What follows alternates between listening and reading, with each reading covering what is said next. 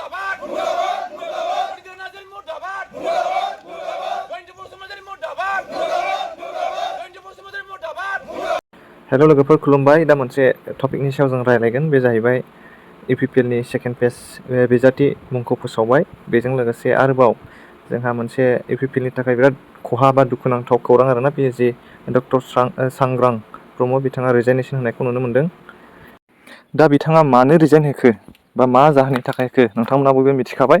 बिथाङा गावनि resignation लेटारावनो clearly mention खालामना होखादों जे बिथाङा जे खाम्फा बरगयारि बिपिएफनिफ्राय फैनाय दाख्लैसो बावैसो फैनायमोन बिथाङा बेनो टिकेट होनायखौ बिथाङा साबजानाय मोनाखै आरो जोङो दिनैहाय नुनो मोनदों जे जोंहा बे फोसावनायाव जोंनि थाखाय मोनसे दुखु गोनां बाथ्रा जोङो माब्लाबाबो खाम्फा बरगयारि बिथांखौ नैबे समस्थियाव बिजाथि जों मोननो लुबैयाखैमोन मानोना थांनाय 17 बोसोराव बिथाङा गादबनाय नासयनाय सुसिनाय मानसि बुथारनाय बेबायदि खामानिखौ बिथाङा मावदोंमोन आरो बिथांखौ जोङो इउपिपिएल दोलोनिफ्राय जोङो खननै जों फेजेनदोंमोन आरो बिथाङा दाख्लैसो फेब्रुवारि दानावसो जोंनि बे इउपिपिएल दोलोआव हाबफैदोंमोन।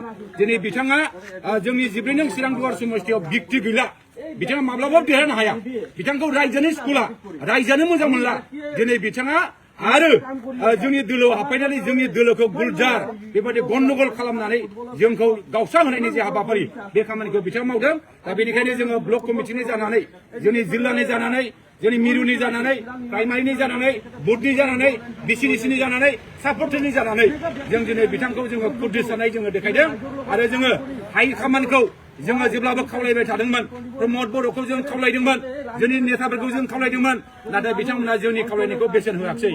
दा बेनिखायनो जोंनि मोनसेल' थांखिया बे 14 चिरां दुवाराव जोङो डक्टर सांग्रां ब्रह्मखौ जों लुबैदों आरो डक्टर सांग्रां ब्रह्मखौ जोङो इन्डिपेन्डेन्ट उदां बिजाथि महरै जोङो फोसावगोन। जोङो बेखौ फैगौ 2 तारिखआव जोङो नमिनेसननि जे खामानि बे खामानिखौ जोङो मावगोन। दा जोङो ब्लक कमिटिनि जानानै खमसे खम 200निफ्राय 300 बेबायदि जोङो रिजाइनेसन होबाय। जोंनि इउपिपिएल दोलोनि जे फ्लेग बे फ्लेगखौबो जोङो सावनाय जाबाय आरो जोङो फैबाय थानाय समाव इन्डिपेन्डेन्ट जानानै जों गेलेनो जोङो थियारि जादों आरो 100% जोङो निश्चय देरहागोन जों बेखौ मिजिं खालामो। जोंनि समस्यायाव खाम्फाया थैब्लाबो देरहाया बे 100 बा बे समस्यायाव गेलेब्लाबो बिथाङा देरहाया मानो खाम्फाखौ मोजां मोननाय मानसियानो गैला। दा खाम्फानि बिथांमोना रिउमार्स खालामनायनि थाखायनो जोंनि इउपिपिएल दोलोनिफ्राय गुबुन गुबुन दोलोआव दिनै बिपिएफआव बिजेपिआव जोंहा एबिपिआव आरो गुबुन गुबुन दोलोआव दिनै जोंनि दोलोनि मानसिफ्रा दिनै थांगासिनो दङ। मानो खाम्फा बरगयारि बिथांखौ जोंहा रायजोफ्रा मोजां मोनला खाम्फा बरगयारिनि आदर्श नीतिखौ मोजां मोनला खाम्फा बरगयारिनि आखुआ माबायदिमोन बेखौ जोङो रावबो मिथियै गैया। 17 बोसोरनि जारिमिनाव जों भुगिनानै दङ। दा बेनिखायनो खाम्फा बरगयारिखौ जों माब्लाबो जोङो लुबैया आरो खाम्फा बरगयारिनि बे समस्यायाव 100% देरहाया जों बेखौ बुंनो हायो।